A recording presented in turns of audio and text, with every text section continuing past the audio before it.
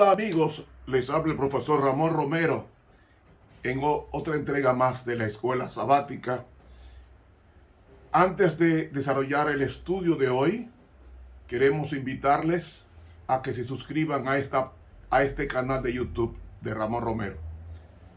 Suscríbase, dele clic a la campanita y denos tu comentario. No solamente esto, sino que invite a otros a que se suscriban. Así estará evangelizando al mundo entero. Entramos a la lección número 11, aguardar en el crisol. El texto para memorizar dice: mas el fruto del Espíritu es paciencia. Gálatas 5:22. Amoroso y bendito Padre que estás en los cielos, envuélvenos en tu justicia redentora para que esperemos pacientemente en Jehová. Porque en tu nombre te lo pedimos. Amén. Para hoy sábado 3 de septiembre, introducción a la lección número 11.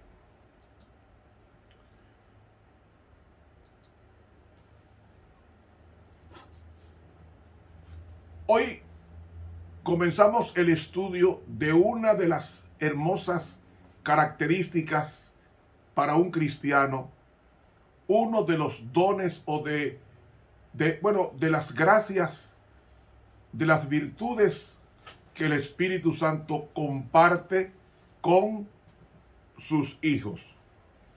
Es la mansedumbre y la esperanza.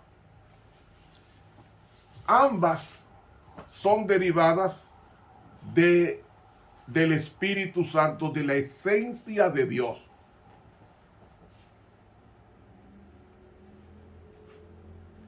La esperanza y la mansedumbre son herramientas esenciales para superar las vicisitudes y estas se definen esperando. ¿Saben ustedes por qué encontramos que la venida de Cristo se ha tardado tanto?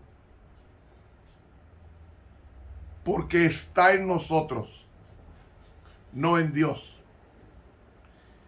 Nosotros queremos que Cristo venga por segunda vez para disfrutar de las glorias del cielo.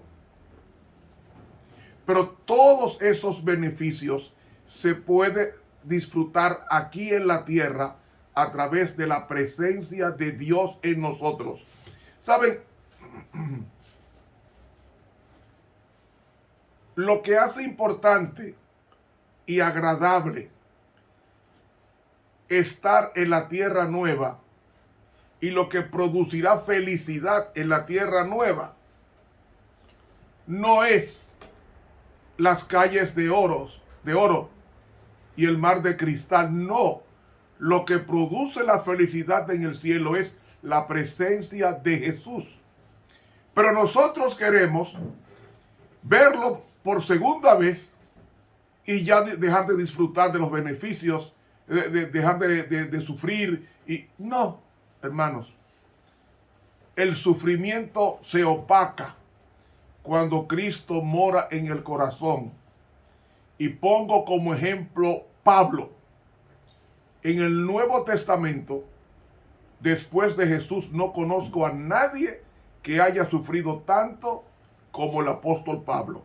Él lo menciona, las veces que fue golpeado, azotado, naufragado, preso, todo. Sin embargo, todas estas cosas yo me glorío en el Señor. Y pongo como ejemplo el caso de Pablo y Silas en la cárcel en Filipos. Él estaba colgando con los pies para abajo, para arriba, y la cabeza para abajo, después de un azote terrible y un cepo puesto, y él colgando boca abajo, él comenzó a cantar, porque los dolores se sienten menos o casi no se sienten cuando la presencia de Cristo toma el control de nuestras mentes, porque los dolores tienen mucho que ver con la actitud mental. Igualmente el hambre. Igualmente el hambre. Yo era una persona que comía en mi juventud y en mi adolescencia, comía varias veces al día, 5, 6, 7 u 8 veces, como pasa con la mayoría de los jóvenes. No. Yo tengo muchos años que como 3 veces y estoy pensando comer 2 veces al día.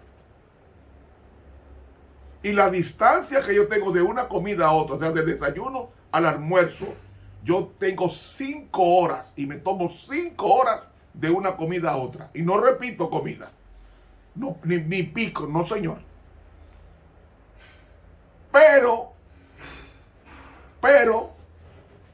estas cosas se adquieren con el ejercicio y con el auxilio del Espíritu Santo en mi vida. Y estoy venciendo en su nombre muchas cosas malas que he tenido, las estoy venciendo. ¿Por qué? Porque el Señor le estoy dando la oportunidad de hacer los correctivos del lugar en mi vida y quiero que Cristo se vea en mi vida, pero ya, o lo más pronto posible. ¿Por qué Cristo aparentemente se ha tardado en venir? Dice la sierva de Dios que es culpa del pueblo de Dios, no culpa de Dios, porque hace tiempo que Él quiere venir. Ahora, si nosotros tuviéramos a Cristo como lo tuvo Pablo y como lo tuvo Moisés. Miren, Moisés se pasó 40 años en el desierto sin tener que ver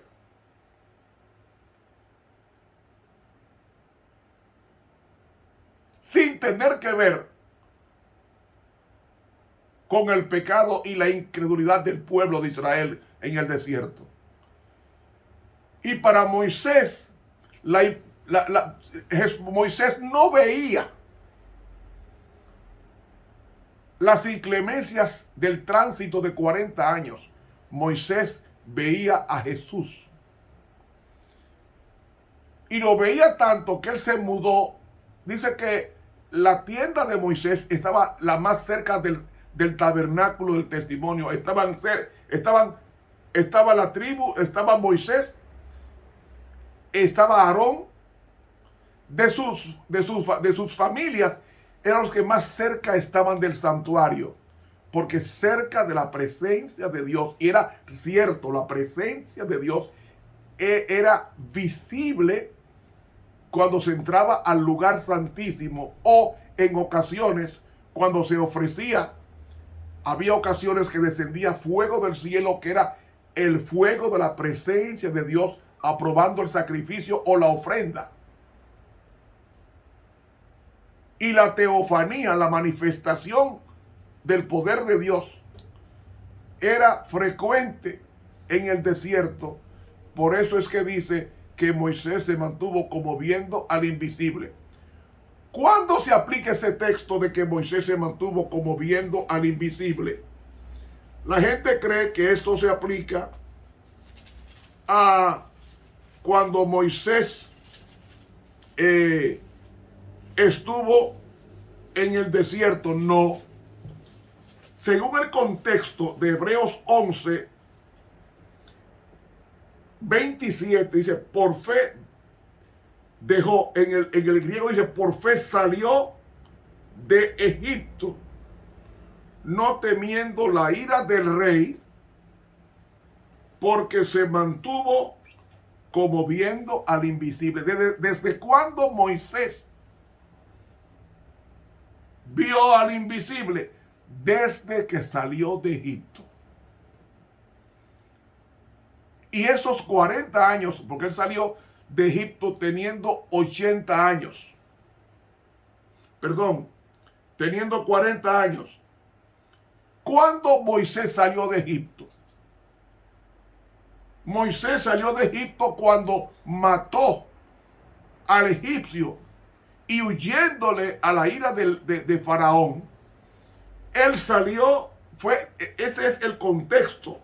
Por fe dejó a Egipto, no temiendo la ira del rey, porque se sostuvo como viendo al invisible. Y usted se va al contexto de versículo 26, 25, vamos al 24, para que ustedes vean que Moisés se mantuvo como viendo al invisible cuando huyó, no cuando salió en el Éxodo, no, fue cuando huyó. Dice aquí, por la fe, versículo 24, Hebreos 11, Moisés, hecho ya grande, rehusó ser llamado hijo de la hija de Faraón, Faraón era Tumoxi primero, eligiendo antes ser afligido con el pueblo que gozar de los deleites temporales del pecado, teniendo por mayores riquezas el vituperio de Cristo que los tesoros de los egipcios, porque miraba a la remuneración, es decir, el galardón. Es ahí que comienza a dejar Egipto. Entonces Moisés sale de Egipto como viendo al invisible cuando sale a Madián huyendo. Porque los madianitas eran descendientes de Abraham por vía de su tercera esposa llamada Setura, que se pronuncia Keturá en hebreo. Con esta mujer tuvo 6 hijos. Y los madianitas venían de Setura. O sea que Moisés estaba emparentado históricamente con Madián. Y él allá se encuentra con las hijas de Yetro y se casa con Séfora. Pero a partir de la huida de Moisés al desierto, a Madián, es ahí que él deja a Egipto y se mantuvo como viendo al invisible. Y déjenme decirles, él huyó cuando tenía 40 años. Y se pasó 40 años en Madián. Y allá en Madián, ya él era profeta. Porque dice el libro Patriarcas y Profetas que Madián escribió el libro de Job y escribió el libro de Génesis. Y cuando él va teniendo 80 años, oiga bien, 80 años, era un hombre viejo. 80 años Dios le habla desde la zarza ardiente a Moisés. Y Moisés va a Egipto por mandato divino y el único instrumento que tenía era una vara. Y con esa vara, él hace que 10 plagas diezmen a Egipto y sale en el año 1445 de Egipto a la edad de 80 años. Y cuando él salió de Egipto, pudo contemplar de día la columna que le dirigía una nube y de noche el fuego que dirigía en el desierto por 40 años. Y ¿saben una cosa? Miró tanto a Dios, hablaba directamente con Dios cara a cara, que es un término idiomático. No es que Moisés podía verle el rostro a Dios, imposible. Si Moisés veía el rostro a Dios, moría instantáneamente. Pero dice que pudo ver las espaldas a Dios. Pero hablar Moisés cara a cara era él se metía en el lugar santísimo y veía la luz divina, Shekinah. Eso era hablar con Dios cara a cara. Pero también significaba la íntima comunión con Dios que que Moisés tenía con Dios, que no hacía nada diferente a lo que Dios le ordenaba. Todo el santuario lo hizo conforme al modelo, hizo todo. La dirección que fue la de Dios. Eso es ver al invisible. Y Moisés ni sintió cansancio. A esos 80 años que salió, y duró 40 años más, porque murió a la edad de 120 años. ¿Y sabe qué dice la Biblia de Moisés? La Biblia dice Moisés en el capítulo 12, versículo 3 de Números. Y aquel varón Moisés era muy manso. ¿Sabe quién lo llamó manso? Fue Dios. No fue el libro, no fue Dios. Si usted lee esto en el hebreo, da a entender que fue Dios que le puso ese título manso. ¿Y sabe cómo se pronuncia manso en hebreo? Anab. Y déjeme decir algo, perdóneme esta corrección. No debe traducirse anab como manso. Debe traducirse como humilde, no manso. Porque la mansedumbre es derivada de la humildad, no al revés. Y cuando estudiemos mañana la paciencia, vamos a ver en el texto griego lo que significa, porque aquí en el hebreo la palabra manso no está correctamente traducida, es la palabra anab en hebreo. Es decir, y aquel varón llamado así por Dios, y aquel varón Moisés, y lo voy a probar que es por Dios, porque el versículo 2 dice, y dijeron, solamente por Moisés ha hablado Jehová, no ha hablado también por nosotros. Y lo oyó Jehová, y aquel varón, ahí está hablando Dios, y aquel varón Moisés,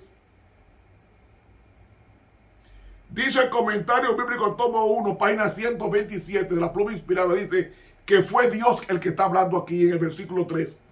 Dice la pluma inspirada, y aquel varón Moisés era muy humilde, no manso, no humilde, más que todos los hombres que había sobre la tierra. Y yo pregunto, ¿en qué consiste la humildad? En la total dependencia de Dios, y al depender desarrollo la espera, y la espera nos hace mansos. Usted me está siguiendo. Por eso, y cuando Moisés va a morir, que Dios no le permite ver la tierra prometida, dice Deuteronomio 34,